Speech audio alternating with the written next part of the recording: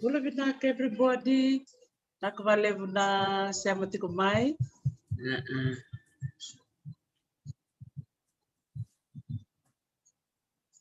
Bula Vinaka makigovu tokailangi. Bula isidavu. So Elizabeth, we have some friends logging in from the United States. Yeah, yes, Bula Vinaka, Lucy Langoli, Zolo Bula Vinaka.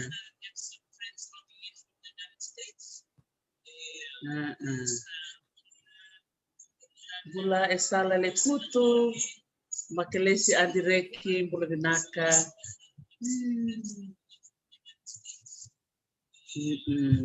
Arnayandra Kingsland, Bula Vinaka.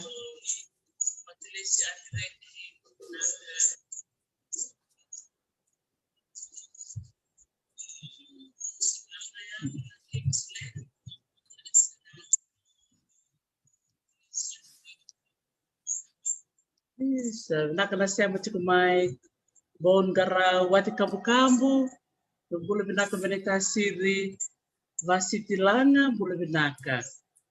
Yeah. Yes, Vinaka valeu na siamo mai. Vinaka lewat tu ni bulani, Amerika. Malom Bula Laiseni Mbese from Christchurch, New Zealand. Vinaka. Yes, Bula Pau Kautonga. So we have some friends to Elizabeth from England. Bula Vinaka. Yes, I think it's early in the morning. I think our friends are waking up just for this Talanoa, my sister. Bula Vinaka England, Bula Vinaka Europe, and the Middle East. Bula Vinaka, Bula Chone, Bon Romo, Vinaka Valevu na siamo taqomaki, Bula Vinaka Miserua, Vinaka. Wow. So thank you so much, everyone, for taking the time away from your busy schedule to listen to this amazing Talanoa that I will have with this awesome sister of mine from the beautiful island of Rotuma. So Rotuma in the house. What say, Elizabeth? Yeah. Rotuma in the house. Yeah, Vinaka vakalevu, everybody. It's been a special week this week. We've been celebrating International Women's Day. We started off with Meriseni Niundamu on Monday. And Meriseni is from Onoilau, grew up in Viro on the island of Ovalau, and she lives in Nandi at the moment. And then followed by, who was after? Oh yeah, Nunia Moko. So Nunia Moko, a director from Marangeti Viti, and I'm sure our Talanoa today with Elizabeth might have some connections with Nature Fiji or Marangeti Viti. So we're really happy that Elizabeth is here on Friday to connect the Talanoa with Nunia Moko.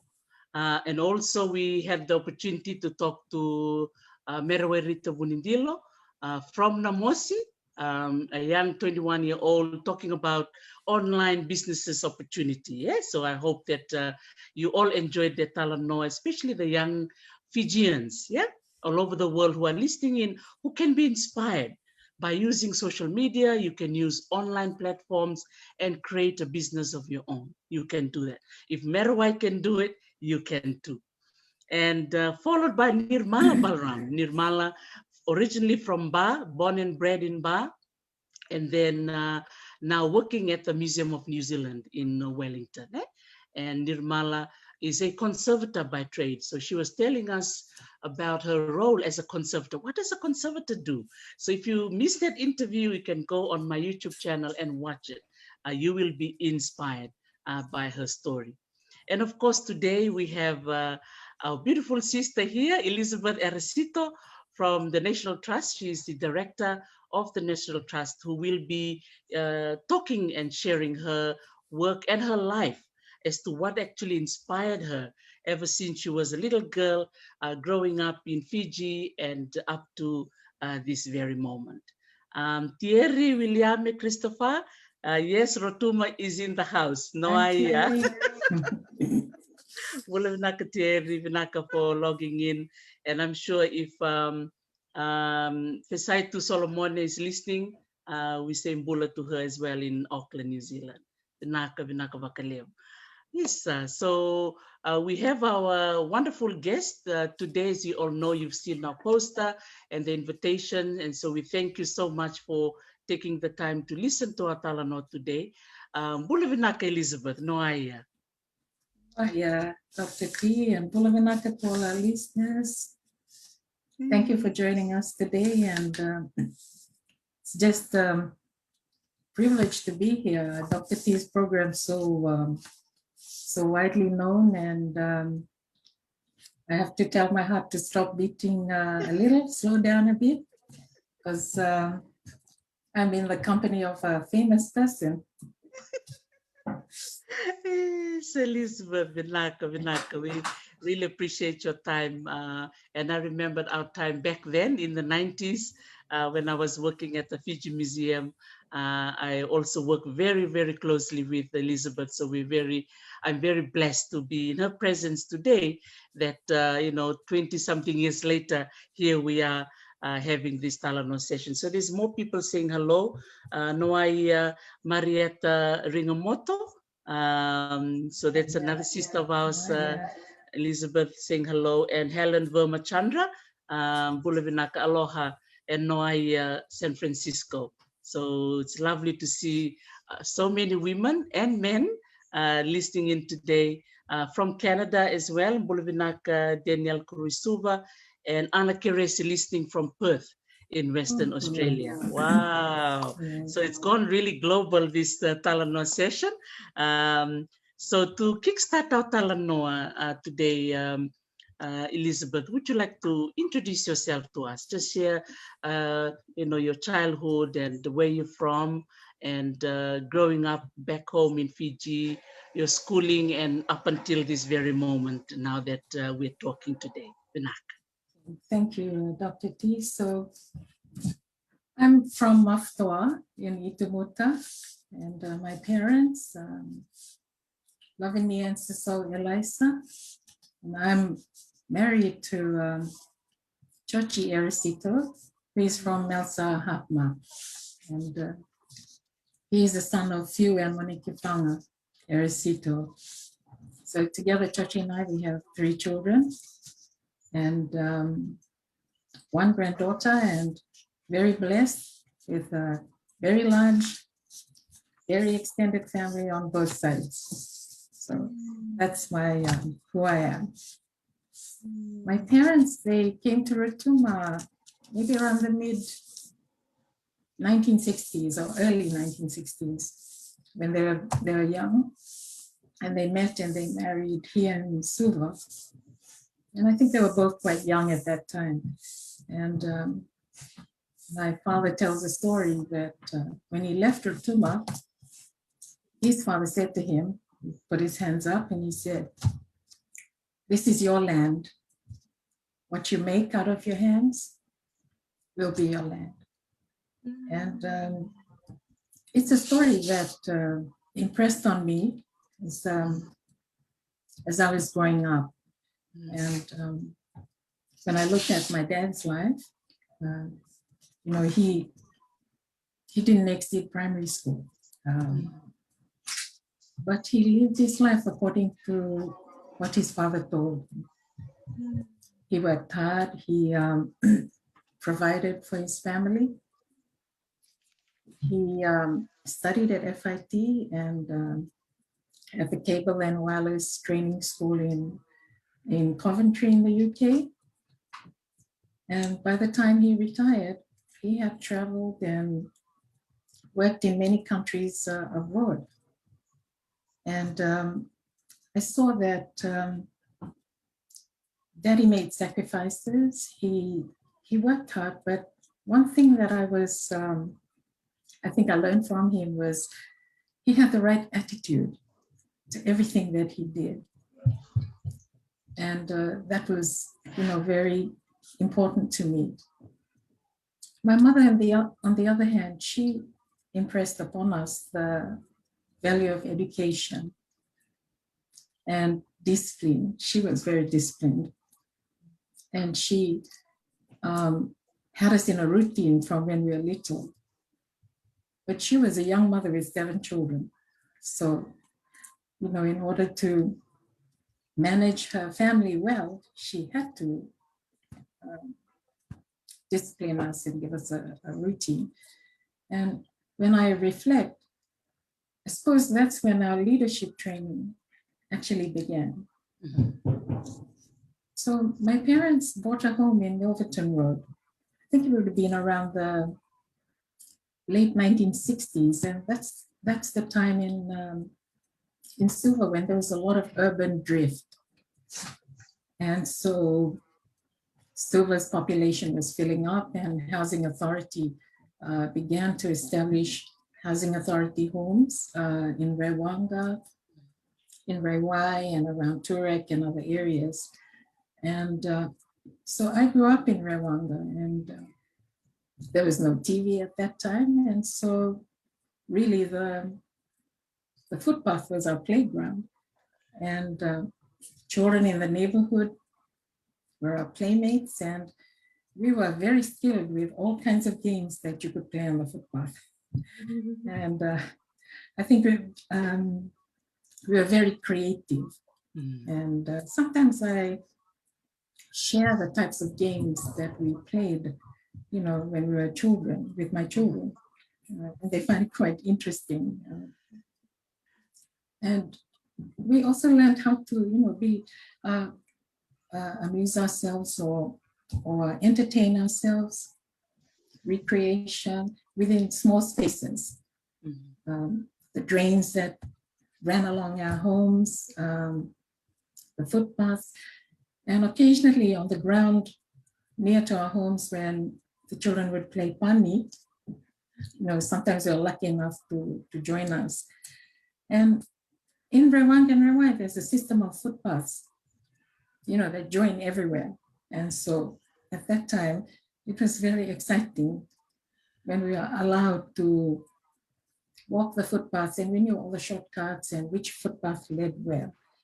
And it was a big adventure if you were allowed to walk on those, and extend beyond your immediate area.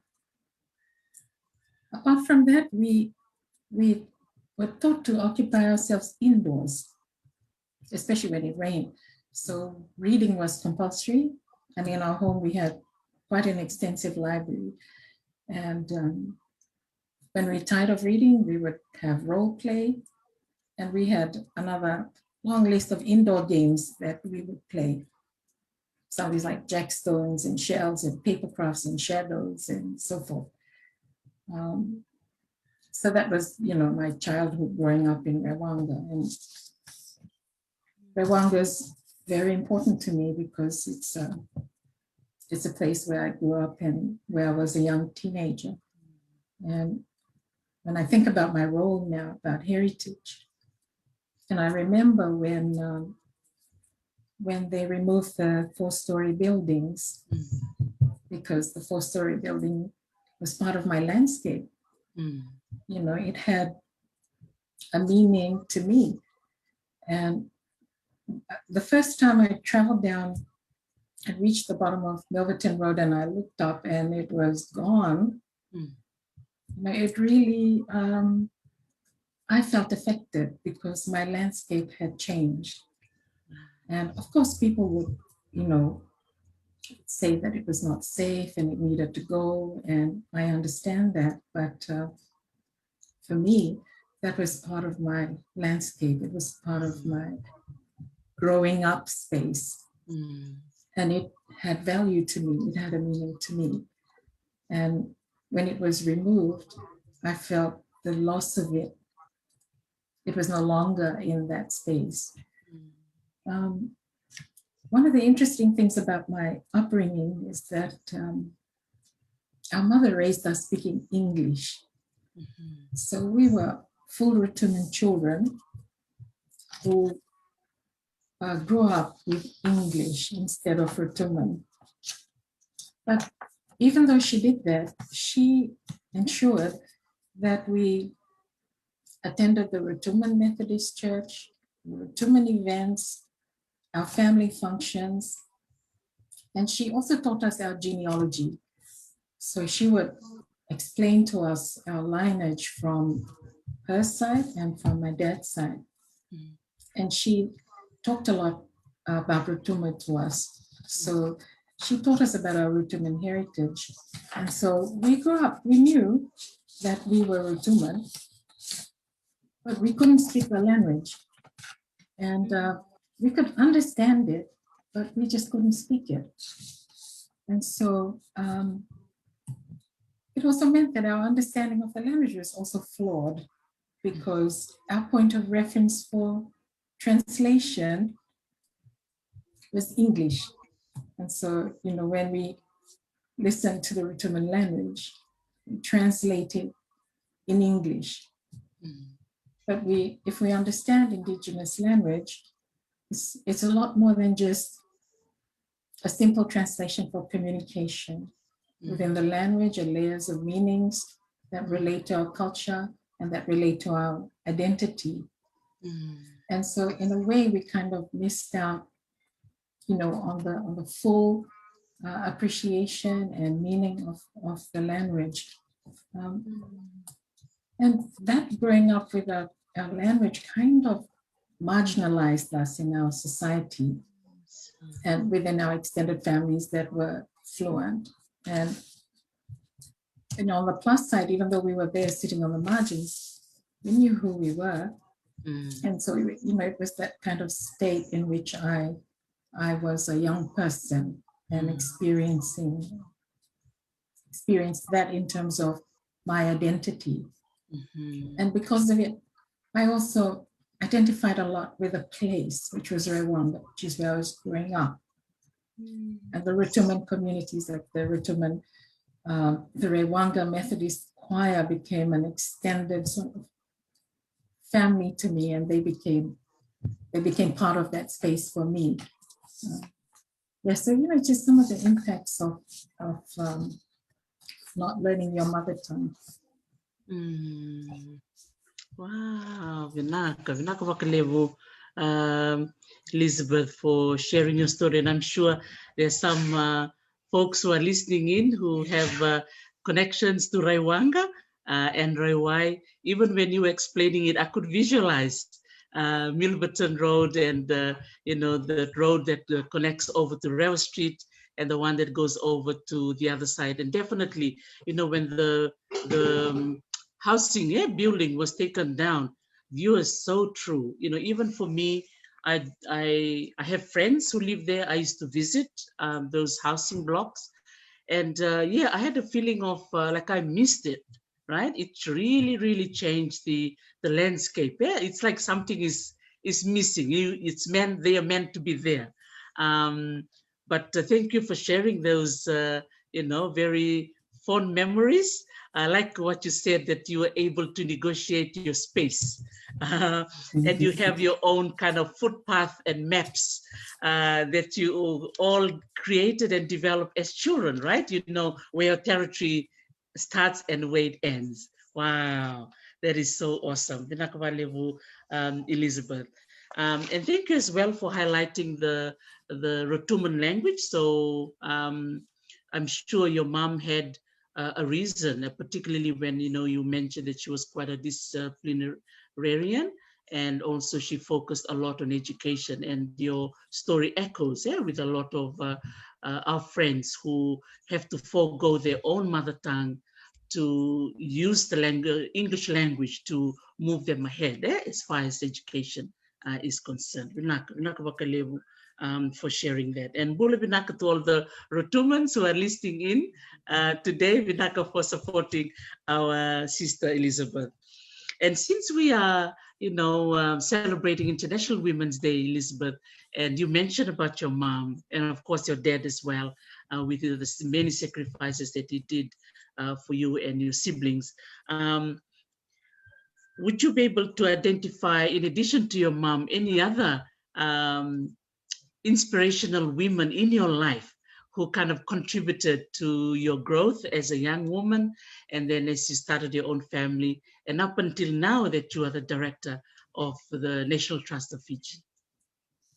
Thank you, Teresi. Well, my mom greatly, she certainly was an inspiration, but apart from my mother, I also had an aunt who was also an inspiration to me. She was born on the island of Rotuma, and she was sent to Fiji when she was 11, and she went straight into ACS when she was 11 years old, and she spent all her high school years at ACS. And when I look at her life and how she's grown, she's adapted, she's mentored me and supported me throughout the years, I can attribute a lot of that to her. And so she's my Auntie Sarate, a very strong ACS supporter even today when she's in her 60s. Yes. Oh, Vinaka. Wow, and I'm sure with her time spent at Anti School, and it being a women's or girls' school, I'm sure she's also surrounded by other inspirational women, and I'm sure that kind of offshoots as well to you too. And I'm glad you remember that that women's network are so important. And even for me now that I'm living in Hawaii but overseas for over 20 years, I still kind of rely on my women's network. And it's really nice to see that women, we can support each other. And I think it's a wonderful gift that we all have as women, that we can uphold and encourage, right? And and just be positive and be there for any woman who needs your support. Vinaka vakalevu, Elizabeth. Now, in terms of your studies, I know that at some point you had a scholarship to go to the UK, with your British Chevening scholarship. Congratulations for that. Would we kind of take you back a little bit? What schools did you go to, primary and secondary, and also for tertiary? Thank you. So I attended the Suva Primary School in Samabula, class 1 to class 6 at that time.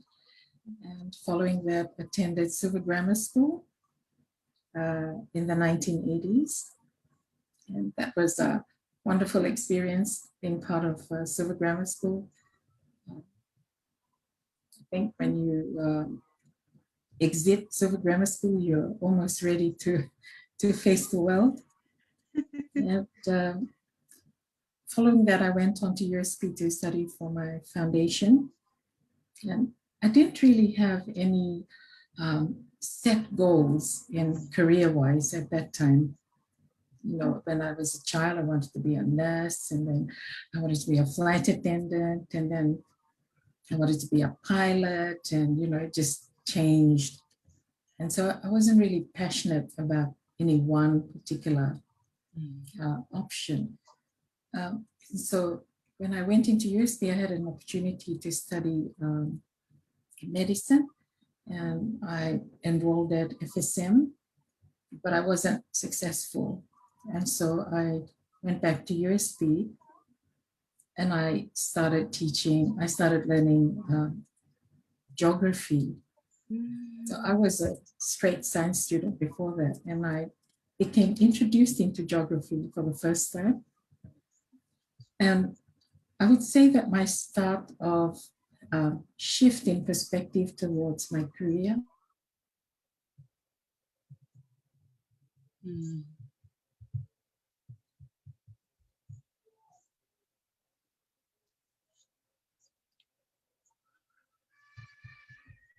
Santina. Yeah, Vinaka, while we wait for Elizabeth to reconnect again, she's gone a little bit frozen.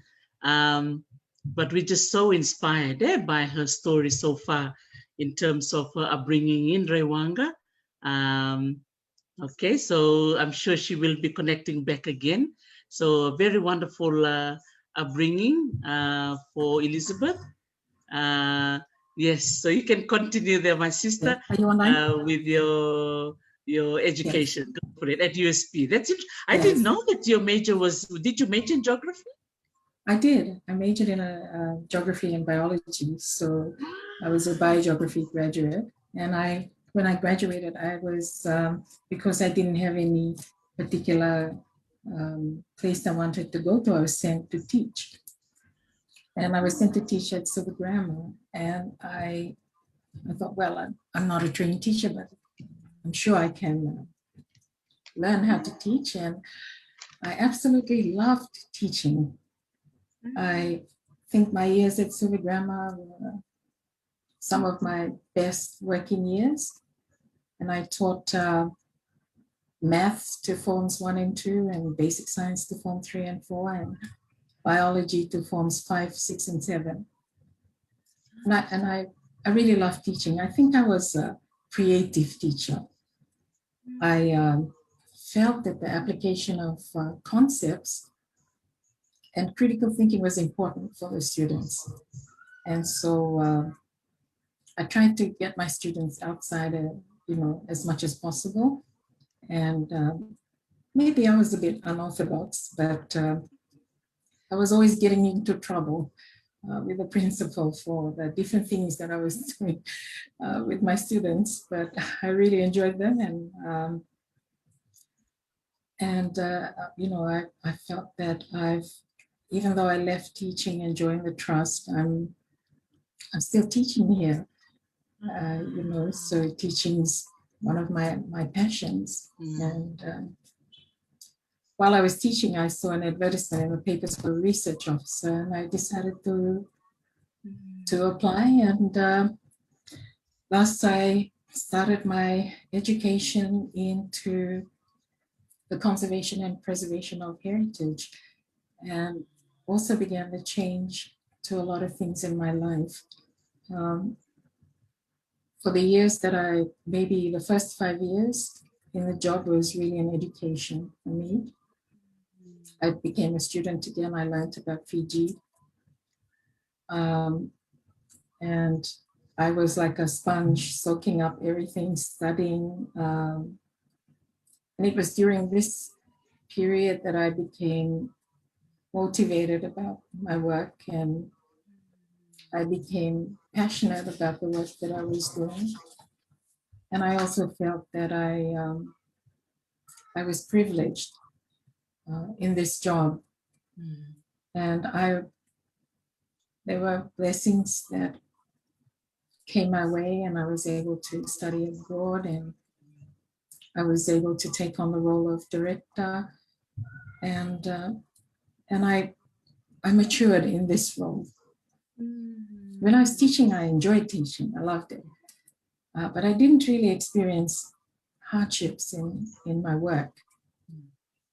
When I started work at the National Trust, which owns or manages around 9 places around Fiji, programs, and I learned and experienced so many places of beauty and significance in this country, and forests, species, islands, buildings, towns.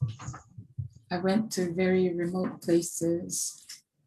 I experienced the reality of what rural means. And at the same time, I experienced the lessons of failure. During my role, there were many times when I failed. And there were many hardships that we faced. There were lots of uncertainties. We went through stresses of lack of funding, hardships created by deficient resources. And it really is in that suffering and on my knees that I really learned to trust in God for this responsibility. And our role is as steward. We are stewards of his creation. And in essence, we are his servants. And we are servants of the people who have entrusted to us the care of their lands for today, for tomorrow, for future generations. And in this maturity, also, I saw the maturing of my faith. And, I think that that's been part of my work journey. So, wow, that's amazing. And I've got a few students who are saying hi to you here online. So we have Chupili Ralulu Simmons, who said that she was your student, Form 2 student at Silver Grammar. Yeah, Vinaka Chupili. So she's logging in from Lombasa. So Vinaka Chupili. And there's another one here, Sylvester Radule. Also remember you as a student. So wow. So Bula Vinaka to all the students of Silver Grammar School. And I'm sure Silver Grammar just won the Silver Zone 2. Yeah, Zone 2. Woohoo! Vinaka Silver Grammar. So it's really nice to see, the academic achievements of Silver Grammar and as well as the sports achievements. So it's really nice to see, that balance that's coming through in many of our schools, and many of these athletes ended up representing Fiji abroad. So well done to all the teachers who are currently teaching at Silver Grammar and those who were teaching at Silver Grammar. I really like what you said, Elizabeth, when you said that you were the creative teacher. So you turned science into maybe, more fun and engaging. And I'm sure your principal must have been concerned with you taking your students out of the classroom. Maybe, is there an example that you remember that you can share? That you maybe got into a little trouble? Well, during maths, I would take them out. We would do actual measurements on the field. And, when we're learning concepts, we would just go around the fields and do actual measurements. And in sciences, I would prepare labs in advance and have them ready. And also remember we had a great science fair, and I would really research creative displays that would interest children, young people. One that I distinctly remember is a display on how cigarettes affect the lungs. And we created a model of a lung using an old Coke bottle, 2-liter Coke bottle and there's a way that you put it all together, and then you just put the cigarette in the tube and it would, and squeeze the bottle and it would basically puff itself. And so if students came around, I would squeeze it and then they'd see the cigarette glow, and all the kids would go, wow. And of course I got into trouble for passive smoking and so forth. But when you actually take them around behind the bottle and then they see the nicotine deposits on the, and then it just shows how nicotine deposits in the lungs and so forth. So yeah, I had a lot of fun with that. Wow, Vinaka. And I really admire teachers like you, who think outside the box or go beyond the call of duty to teach. And I'm sure your students will never forget that. See, it's what you make your students feel that they will remember the most. So yeah, Vinaka, vakalevu. And I'm sure there's comments coming through, and I'm sure some of your students will remember that student fair. Wow, no, Vinaka vakalevu. And I really like what you said too, that your lessons of failure. And I think that's a wonderful lesson for all of us, that failure is not something to be avoided. If you go through a process of failure, you will go through it, and that's a learning process, right? Yeah, and you get better, and you get better in what you do. Wow, Vinaka vakalevu. Would you tell us a little bit about your opportunity of going over to the United Kingdom on that British Chevening scholarship? I'm sure some of our listeners might be wondering, what that scholarship is all about. And maybe after we talk about that, then you can share with us, what does the role of director National Trust entails. Vinaka. Thank you. So Chevening Scholarship, I think, is hosted up by the British High Commission. And it's a scholarship that's available for postgraduate degree. And I would encourage any graduate that's in the workforce and is interested to study in the UK to look at the universities, the areas of study, and especially areas where you can come back into Fiji and make an impact in your workplaces. My role as a director is to oversee the operations of the National Trust. And as you know, the National Trust is a statutory authority, and we were established under the National Trust Act to for the permanent preservation and promotion of sites of national heritage significance. And so basically the government designates areas of national significance, and certain areas handed over to the National Trust to manage. So an area could be a forest, or it could be an island. Could be an island for the protection of species. For example, Yanduatamba Island is leased by the National Trust, and we work with the communities and with partners and with Nature Fiji in the protection and conservation of the Fiji's crested iguana, the vaka. And so that's what my role is, to oversee all the programs of the National Trust. And we have project officers that work within the different areas. And on the ground, we have rangers who are from communities, who are the on-ground people who are directly engaging with communities, who are looking after the sites and these places. And we work a lot with partners and with communities. It's not, the trust doesn't work on its own. And we also work with international partners. And currently, I am a member of the International National Trust Organization. So I'm a member of the executive committee. And there is an international movement for national trust. And there are about maybe over 78 members globally. I also am a member of the Climate Heritage Network. So actually a co-chair for the region, for the Climate Heritage Network. And this is a global body that's tasked to introduce the culture narrative into the climate change discussions and policies and at global levels. So there are various international fora that we try to engage with.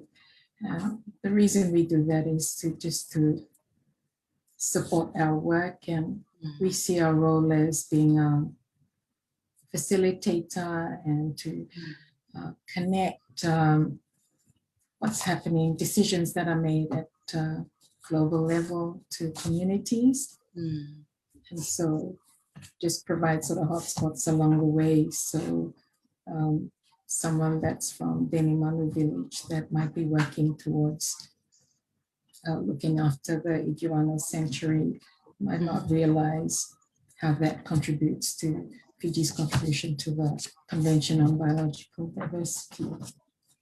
And so we try to create those connections so that communities can see how what they're doing in conservation has an impact at national level, at regional level, and how it contributes, adds to Fiji's contribution at global level. So wow, Vinaka vakalevu, Elizabeth. I think that's a lot of learning. Yeah, we can know to understand that the role of director for National Trust, you don't work alone. Yeah, so you are taking charge of other individuals who work alongside you, and it's really nice that we have Ulayasi Randio saying bula to you and thanking you and your team. Yes. Bula Ulayasi. Thanking you for your support for Sovi Basin in Yes. Netasita. Yes. Wow. And you mentioned about Yandua Tamba. So we want to say Bula to those of you who are from Bua. Bua in Vonolevu, Bula Re, Kemnika the Sara of Yokani, and Sana Bakaturang Bua. So the province of Bua, in that way, as you said, Elizabeth, contributes to the biodiversity and the convention that Fiji is a signatory of. Wow. See, so babi ni binaka bikem do may bua, binaka bakalip sara na bito koni, and na kena marroiti ko na nonda vokai. Na vokai ni Viti, and na kena marroiti ko. Keba kasayali na vokai, sana uti talangna na kena kilai.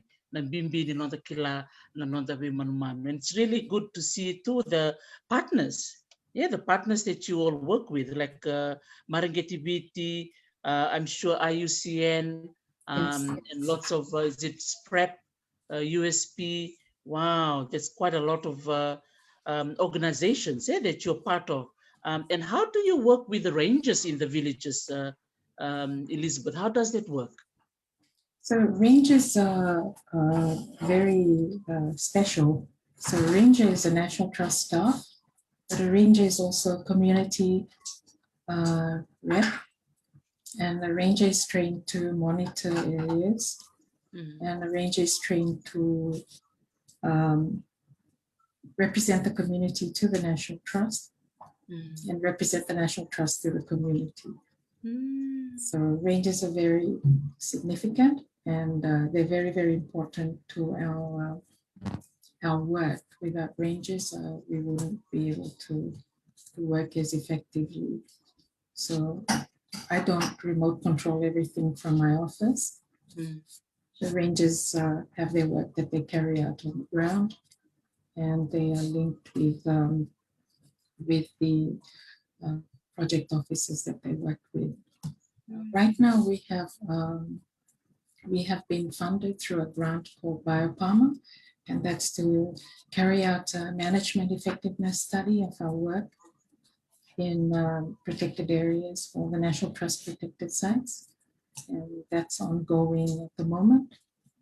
And this is to help us and to help the rangers and to help the communities to see whether our work is meeting the objectives of the area, supporting the communities, identifying whether we have good governance, whether communities are also benefiting, and there's a critical benefit sharing, and to see where we can improve, what we need to put in place for improvements. So I'm really happy that that this work has commenced, and I think before the end of this year, this report will be out. Wow. Wow, wonderful. And I can imagine the rangers said they would be, they kind of looked as upon as bridges between the organization or the government and the local community. And I'm sure one of the benefits of them bringing, I think the language, they can speak the local dialect or translate some jargons that maybe is very common in the field of science, so that the local community can understand, why are we conserving this mountain over here? Why are we not allowed to cut the tree?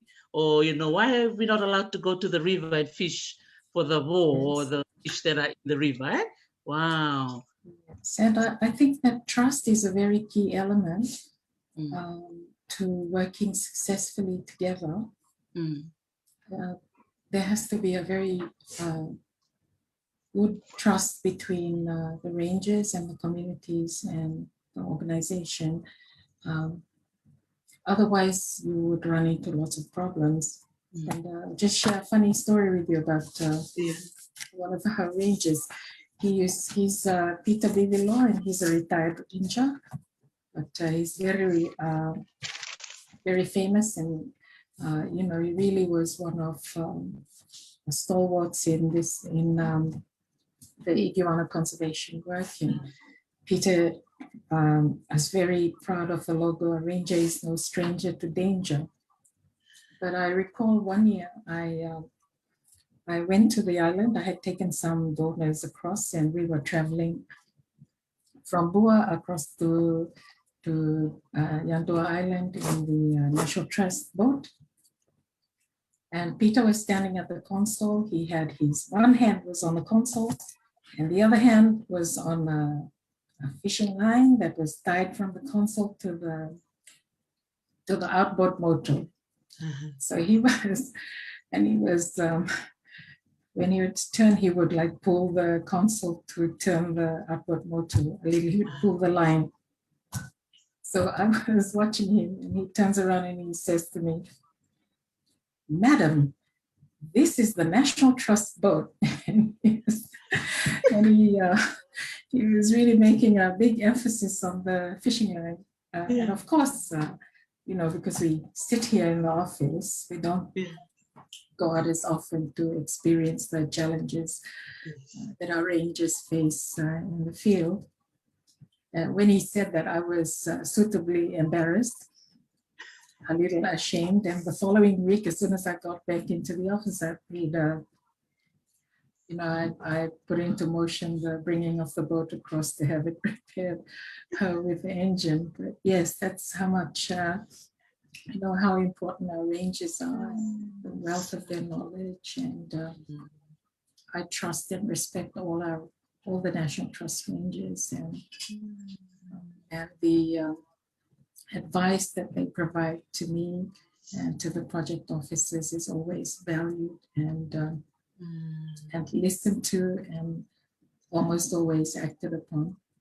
Wow, that's wonderful. Wow, Vinaka, Elizabeth, and I think it speaks for itself too that, you know, the rangers are able to openly, you know, share their concerns with you, and that was done in a real practical way. So no wonder you came back to Sub and acted upon it for the boat to be repaired. Yes, I'm sure, Peter, if you're listening from Vanua, we say bula to you, and I'm sure your story will be shared there across social media. Thank you for working really hard over there in Yandua Tamba. We really, really appreciate it.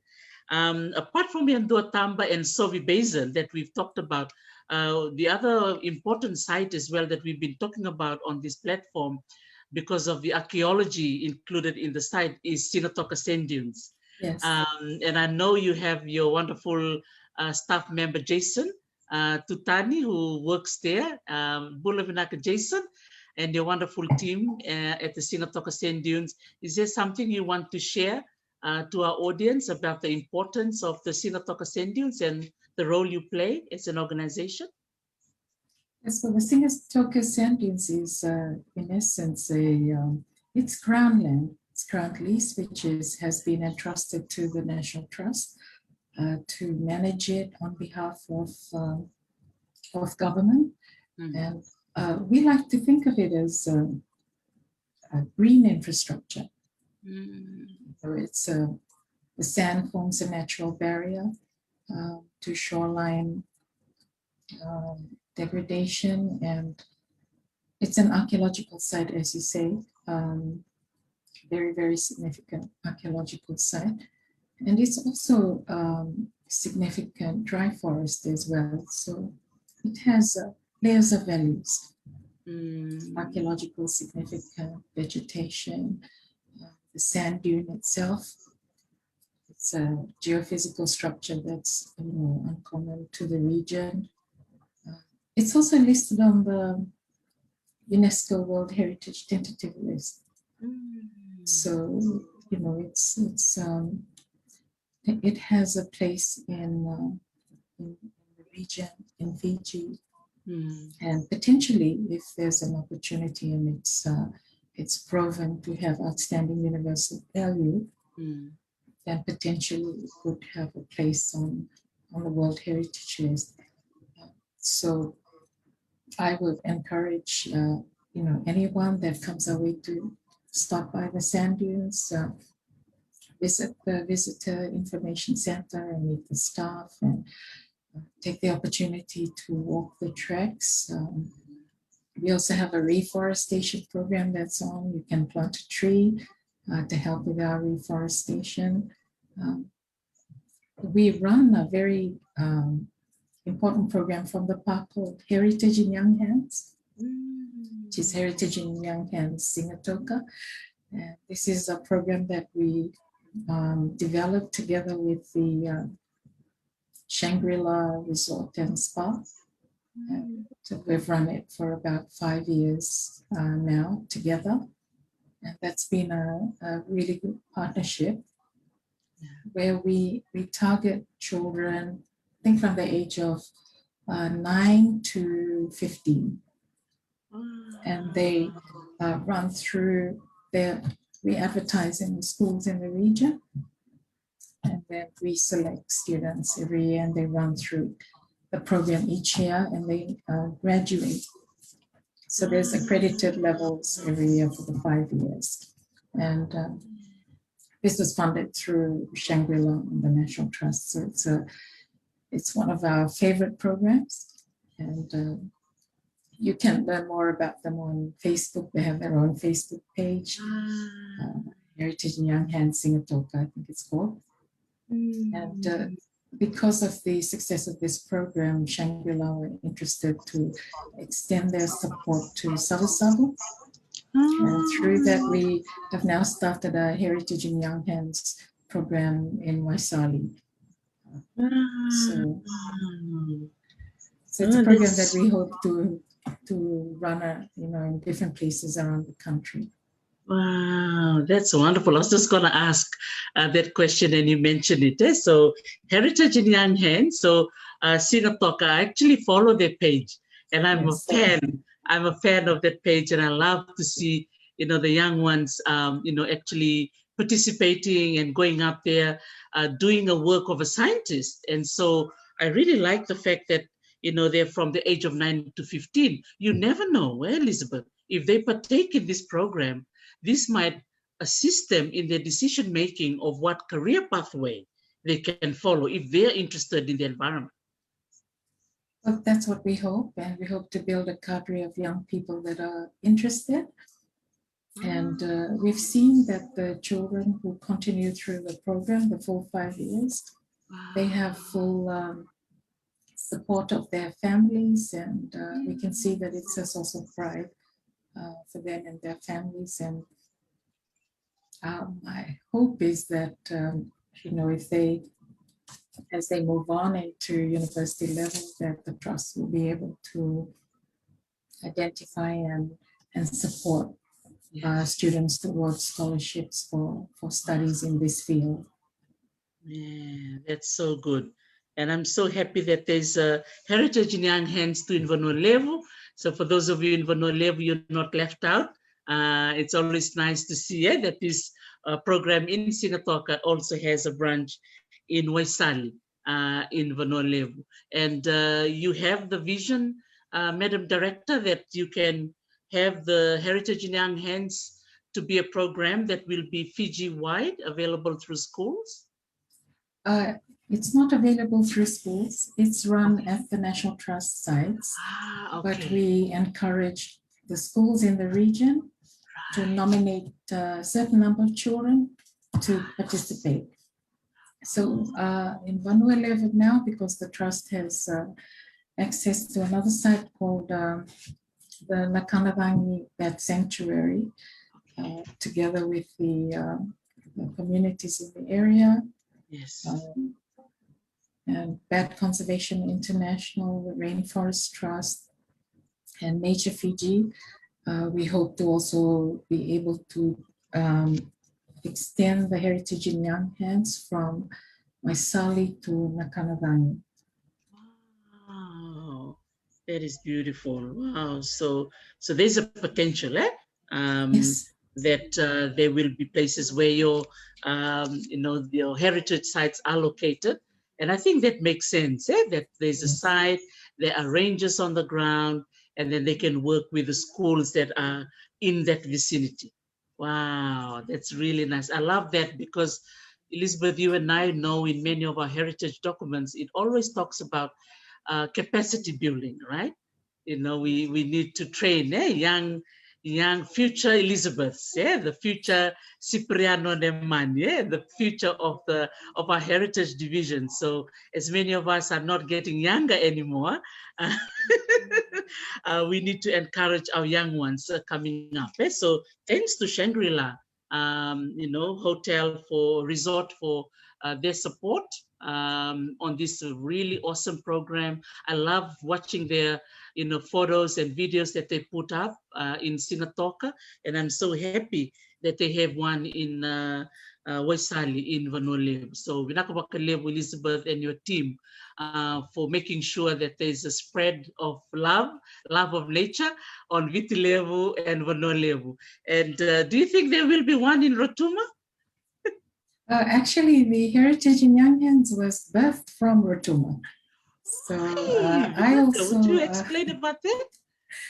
so I also provide some support to Leche Rotuma initiative, LRI, and the first eco camp was held in Rotuma, and Jason was a part of that team that put the eco camp together, that helped put the eco camp together for Rotuma. And from that concept of the eco camps, we had eco camps in National Trust sites later on. Then we developed the Heritage in Young Hands program together with Marioni from Shangri-La and with some of the staff at the Shangri-La. Wow, man, that's so encouraging. I love the word eco camp, and I'm sure a lot of our parents who are listening in, and also our Fijians would be listening in from overseas. We'd love to sponsor, you know, these eco camps, you know, in different parts of Fiji. So for those of us who are living overseas, will be listening to this program. You know, later on when we upload it, it'll be really nice if we can support the National Trust. So if, for example, after COVID-19, definitely Mrs. Erasito, maybe 2022 and beyond, if you have eco camps coming up, please let me know. And I can be able to mobilize, you know, our overseas friends who can sponsor their schools in that region. So for example, if there's, you know, schools in Bua, I can get Chupili to lead the Bua side. If there are camps in Kandavu, I'll be happy to work with, you know, my friends from Kandavu who will be happy to get our students, our young ones, from the ages of 9 to 15. Wow, that's so good, man. Vinaka vakalevu, Elizabeth. Yeah, we're coming close to the end of our talanoa, my sister. So maybe to conclude our talanoa today, again, there will be lots of young ones who want to follow your footsteps, and they want to, you know, follow the geography, biology pathway that you took, that now has took you to Silvergramma and then now to the National Trust of Fiji. What would be your advice to our parents and our young ones, our young girls who are listening in? You know, you are an inspiration to us, Elizabeth, for you being a Rotuman and a woman who worked so hard in school with the support of your beautiful parents and your siblings to be who you are today. So you are inspiring other up and coming young girls. What would be something you would like to share to them? Well, I suppose we can do anything. So one of the things that I wanted to share was that in the work that we do here, there really isn't a gender barrier. We understand the cultures, and that's important. And actually, within the trust, I'd say 50% and maybe more of our staff are women. But one of the key attributes that I would encourage is that we have the right attitude, passion, or interest in what you do. I enjoy my work. You know, that's the key thing for me. I'm still here because I'm still learning.